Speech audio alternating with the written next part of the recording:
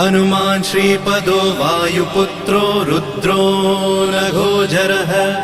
अमृत्यवीरवीरश्च ग्रामवासो जनाश्रयः धनदो निर्गुणः शूरो वीरो निधिपतिर्मुनिः पिङ्गाक्षो वरदो वाग्मी सीता शोकविनाशकः शिवः शर्वः व्यक्तो व्यक्तो धराधरः पिङ्गकेशः पिङ्गरोमा श्रुतिगम्यः सनातनः अनादिर्भगवान् देवो विश्वहेतुर्जनाश्रयः आरोग्यकर्ता विश्वेशो विश्वनाथो हरीश्वरः